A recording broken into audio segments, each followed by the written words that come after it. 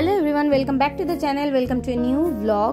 তো বেশ কিছুদিন বাদেই এই ব্লগটা আপনাদের সাথে শেয়ার করছি। এটা অ্যাকচুয়ালি রাখির দিনের ব্লগ, কিন্তু আমি না শরীরটা একদম ভালো না থাকায় ব্লগটা শেয়ার করতে পারিনি। তার জন্য আমি ভীষণই দুঃখিত। আর আমার এই ব্লগটা অনেক আগেই শেয়ার করার কথা ছিল, কিন্তু যেহেতু শরীরটা খুব খারাপ ছিল সেই জন্য শেয়ার করতে পারিনি। তারপর জন্মাষ্টমী চলে এলো, জন্মাষ্টমীর প্রিপারেশনগুলো নিলাম, জন্মাষ্টমীর ব্লগ শেয়ার করলাম। তো আজকে ভাবলাম যে এই ব্লগটা ভয়েস ওভার দিয়ে শেয়ার করে দিই, কারণ এই মোমেন্টগুলো আপনাদের সাথে শেয়ার করতে না পারলে না একদম ভালো লাগে না। আমি যার জন্য প্রত্যেকটা মোমেন্ট চেষ্টা করি ক্যাপচার করার আর শেয়ার করার। তো আজকে সকাল সকাল আমি একটা রান্না করব বলে প্রস্তুতি শুরু করে দিয়েছি। অ্যাকচুয়ালি আজকে রান্না দিদি আসেনি, তো তাড়াহুড়োতে কি করব ভাবছিলাম, কারণ সুকৃত তো বেরিয়ে যাবে, তো একটা 1 পট মিল বানাতে হবে। মানে 1 পট মিল বানাবো বলে ঠিক করেছি, তার জন্য ভেজিটেবল চপ করে নিচ্ছি। এখানে গাজর চপ করেছি, ক্যাপসিকাম চপ করেছি, বিনস চপ করছি। এরপরে আমি পেঁয়াজ, তারপরে আদা রসুনের পেস্ট, এই সমস্ত কিছু প্রিপারেশন নেব। তো এটা দিয়ে না আমি আজকে ভেজ বিরিয়ানি বানাচ্ছি। ভেজ বিরিয়ানি মানে প্রেশার কুকারে বানাবো যাতে জলদি হয়ে যায়। আর এখানে আমি টমেটোটা চপ করে নিচ্ছি। আর এই ভেজ বিরিয়ানিটা না খুব সহজে হয়ে যায় আর খেতে খুব ভালো লাগে। আমি দম বিরিয়ানি করছি না, আমি প্রেশার কুকারে বানাবো, যেহেতু বিরিয়ানি মশলা দেব আর মানে সমস্ত কিছু মোটামুটি এই দমে বসানো বাদ দিয়ে বাকিটুকু বিরিয়ানির মতো করেই করার চেষ্টা করব। সেই জন্য আপনি এটাকে যদি ভেজ পোলাও বলতে পারেন, ভেজ পোলাও বলতে পারেন। যেহেতু বিরিয়ানি মশলাটা আমি অ্যাড করছি, ঘি অ্যাড করছি, সেই জন্য এটাকে আমি ভেজ বিরিয়ানি বলছি। তো প্রেশার কুকারে চটজলদি কীভাবে আমি ভেজ বিরিয়ানি বানাচ্ছি সেটা আপনাদের সাথে শেয়ার করে নিচ্ছি। তো প্রথমে আমি অলিভ অয়েল নিয়ে নিয়েছি, আর আমি না এই পার্টিকুলার অলিভ অয়েলটাই ইউজ করি। তো এর মধ্যে একটু গোটা গরম মশলা ফোড়ন দিয়ে পেঁয়াজটা ভাজতে দিয়ে দিয়েছি। তো পেঁয়াজটা হালকা করে প্রথমে ভেজে নিচ্ছি। পেঁয়াজটা ভাজা হয়ে গেলে আমি যে চপড ভেজিটেবলসগুলো সেইগুলো এর মধ্যে দিয়ে দেবো। তো চপড ভেজিটেবলসগুলোর মধ্যে আমি কি নিয়েছি সেটা তো কিছুটা দেখলেন। এর মধ্যে নিয়েছি গাজর, বিনস, ক্যাপসিকাম, টমেটো, আলু আর কাঁচা লঙ্কা চিড়ে নিয়েছি কয়েকটা, যাতে একটু ঝালঝাল খেতে হয়। আর ঝালঝাল খেতে হলে কিন্তু এটা টেস্ট আরও ভালো হয়ে যায়। তো এই ভেজিটেবলসগুলো এর মধ্যে দিয়ে দিলাম, দিয়ে খুব ভালো করে না এটাকে আগে ভেজে নেব। যদি একটুখানি ভেজে নিই তাহলে ভালো হবে খেতে। আর অলিভ অয়েলে করছি কারণ একটুখানি হেলথ কনসিয়াস হওয়ার চেষ্টা করছি। রান্না দিদি এলে তো সর্ষের তেলেই সব রান্না হয়, যদিও সর্ষের তেলটা খুব একটা আনহেলদি নয়, সর্ষের তেল কিন্তু যথেষ্ট হেলদি। অ্যাটলিস্ট রিফাইন্ড অয়েলের থেকে অনেক অনেক ভালো। অল্প পরিমাণ খেলে কোনো ক্ষতি হয় না, যেহেতু আমরা বাইরের খাবার খেয়ে ফেলি সেটাই আমাদের জন্য বিষ হয়ে যায়। তো এইভাবে আগে ভেজিটেবলসগুলো না খুব ভালো করে ভেজে নিচ্ছি। আমি ভেজে নিলে একটা আলাদা টেস্ট আসবে। তো এর মধ্যে আমি একটুখানি হলুদ দিয়ে দিয়েছি আর একটু নুন দিয়ে দিয়েছি, যাতে ভেজিটেবলের মধ্যে মধ্যে সমস্ত নুন হলুদটা একটুখানি ঢুকে যায় আর ভেজিটেবলগুলো খেতে আরও ভালো লাগে। আর নুন হলুদটা দিলে না খুব তাড়াতাড়ি সেদ্ধও হয়ে যাবে। তো আমি ভেজিটেবলগুলো এরমভাবে দিয়ে চাপা দিয়ে দিয়েছি। একটু ভাজা ভাজা হয়ে গেলে এর মধ্যে আমি রেডিমেড যে পেস্টটা আছে জিঞ্জার গার্লিকের সেটা দিয়ে দিলাম, কারণ ঝিনুককে নিয়ে যেহেতু রান্না করছি, রসুন কেটে বেটে সমস্ত কিছু করা একটু ডিফিকাল্ট। আর যেহেতু একটু তাড়াহুড়ো আছে, সুকৃত অফিস বেরোবে, সেই জন্য আমি এই জিঞ্জার গার্লিকের পেস্টটা ইউজ করছি ক্যাচের। আমি এর আগে জিঞ্জার গার্লিকের পেস্ট কিনেছিলাম একবার, আমার খুব একটা জুতের লাগেনি, ভালো লাগেনি। কিন্তু এই ক্যাচের যে জিঞ্জার গার্লিকের পেস্টটা আছে না, এটা বেশ কিন্তু ভালো, মানে খেতে ভালো। আর জিঞ্জার গার্লিকের পেস্ট না আমি খুব কমই ইউজ করি। আমি রেডিমেড জিনিস, এরকম প্যাকেজ জিনিস খুব একটা ইউজ করি না, তবে আজকে যেহেতু তাড়াহুড়ো আছে ইউজ করছি।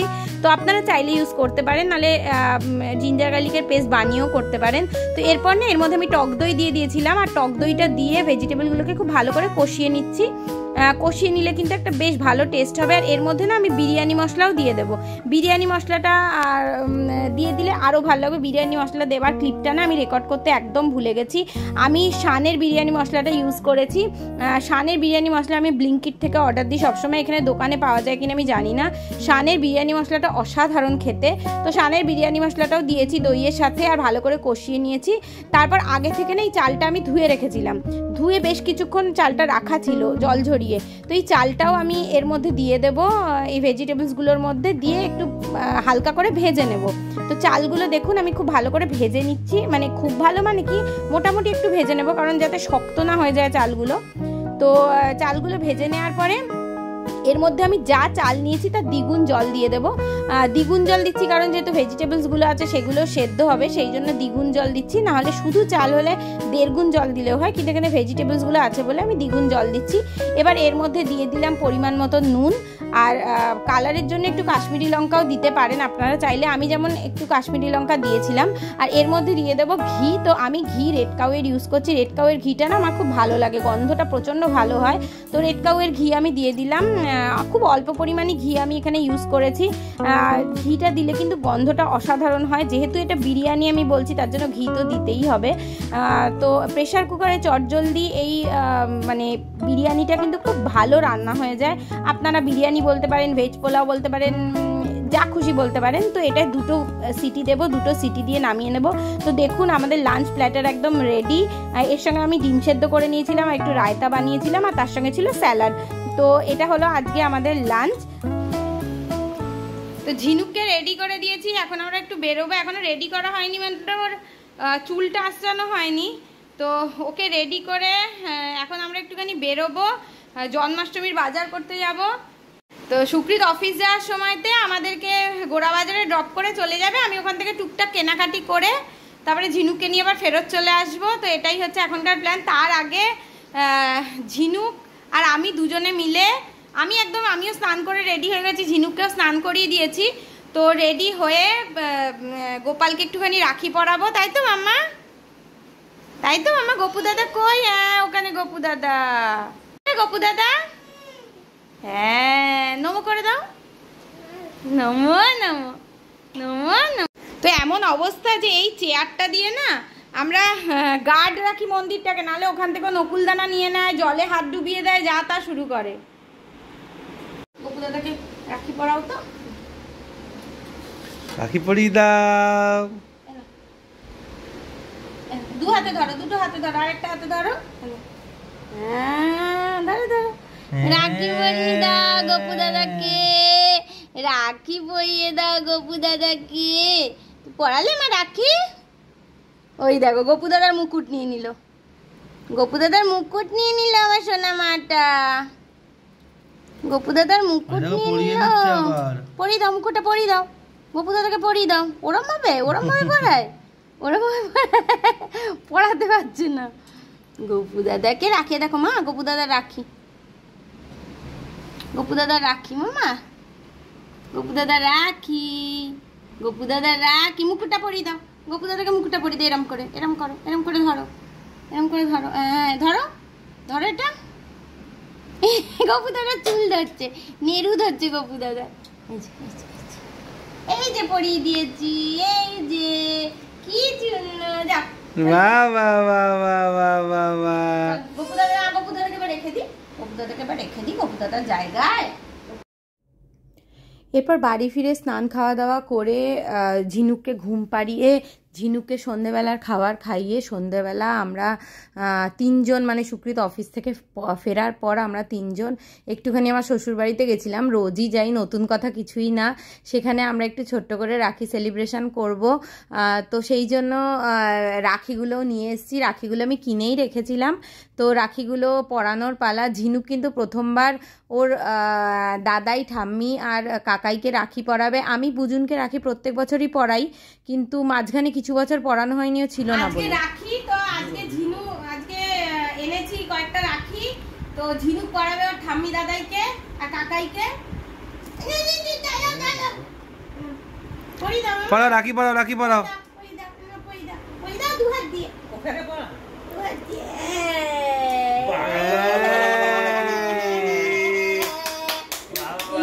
হাততালি মারো, হাততালি মারো, হাততালি মারো, হাততালি মারো। হাততালি, হাততালি। কি মজা গো, কি মজা। বাবা বাবা জিতে কি সুন্দর লাগছে। হ্যাঁ আরেকটা এবার পড়াবে কাকাইকে।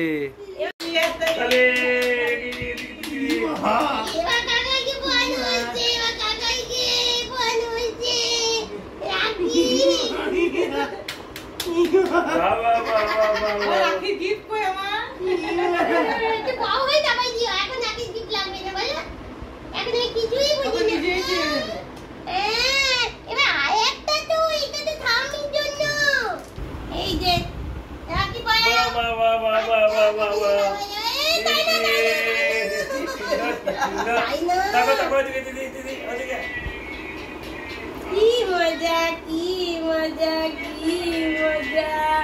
না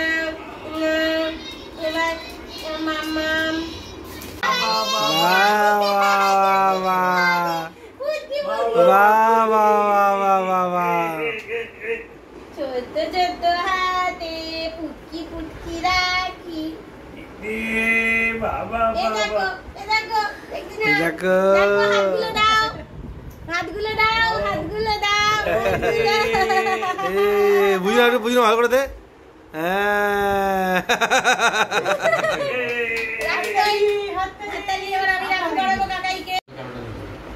ভালো ক্যামেরা খারাপ হলো মানুষ ভালো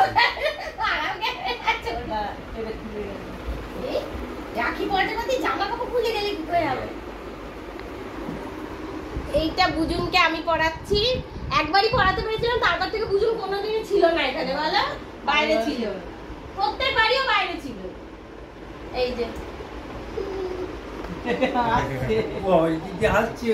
হয়ে গেল, কি মজা আমাদের রাখি সেলিব্রেশন হয়ে গেল। এটা থাকবে না, বউ দাদাকে পড়াবো আর তোকে পড়ি দেবো না, জন্য থাক তোকে পড়ি দেয় তোকে না কি এইটা এনেছি। হ্যাঁ এই দুটো রাখি কেনা হয়েছে, এটা হচ্ছে মাম্বো মানে আমার দিদির মেয়ে, আর মেয়ের জন্য আমার ঝিনুকের জন্য, কারণ মাম্বো যেহেতু পরীক্ষা চলছে তো আমরা এর মধ্যে যাব না, ওর পরীক্ষাটা শেষ হয়ে গেলে আমরা যাব দিদির বাড়িতে, তখন ঝিনুক এই রাখিটাও দিদিভাইকে পড়াবে, দেখি কবে যেতে পারি।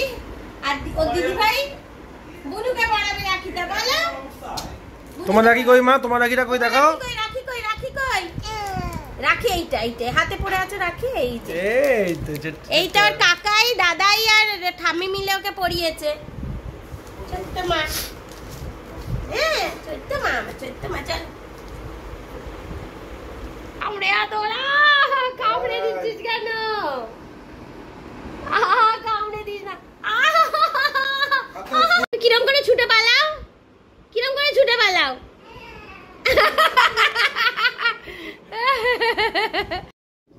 রাখির সমস্ত কিছু সেলিব্রেশন করার পরে এখন তো ঝিনুক এখানে বদমাইশি করতে বসে গেছে, এর মধ্যে হিসু টিসু করে বিছানা ভিজিয়ে ঠাম্মির জামা ভিজিয়ে একদম একাকার করে দিয়েছে। আবার সেই বিছনার চাদর চেঞ্জ করতে হলো, মাকে জামা চেঞ্জ করতে হলো। তো বাচ্চাদের যা হয় আর কি, মানে ও কবে যে বলতে শিখবে হিসু পেয়েছে আর পটি পেয়েছে ভগবানই জানে, তো বাচ্চাদের তো এইসব হতেই থাকে। তো এখন একটুখানি ও বসে সবার সঙ্গে আড্ডা দিচ্ছে, আর এসে আমার মোবাইলটা দেখছে যে আমি কি রেকর্ড করছি, মানে ওর খুব ইন্টারেস্ট আমি কি রেকর্ড করছি। আবার মাঝে মাঝে না পোজও দেয়, মানে বাচ্চারা যে কি করে কি বোঝে জানি না। তো এখানে তো বসে কাকায়ের সঙ্গে আর ঠাম্মির সঙ্গেও আড্ডা দিচ্ছে, তো ও না এখানে এসে খুব এনজয় করে, মানে বাড়িতে থাকলে ওর মন টোন একদম ভালো লাগে না, কিন্তু এখানে যেই চলে আসবে ঠাম্মি দাদাইয়ের কাছে কাকাইয়ের কাছে ওর একদম মন প্রফুল্ল হয়ে যায়, বলার না। ও আবার কি হচ্ছে মামা, কি হলো? ওরে বাবারে কি তুমি একটুখানি জলটা পড়ে নাও, কি হলো?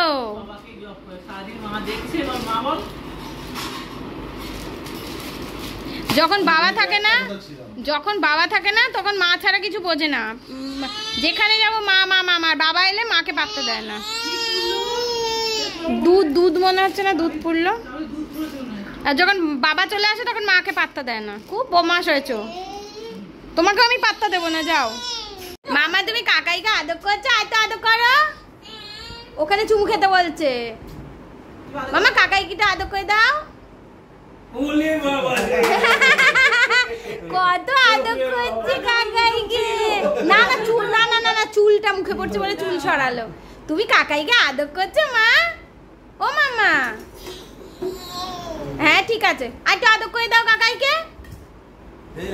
মামা কাকাইকে একটু আদর করে দাও মামা। ও মামা বাবারে বিক্কু আর মুড়ি খাওয়া হচ্ছে মামা, একটু মুড়ি একটু বিক্কু, অতটা না মামা, অতটা নাই কি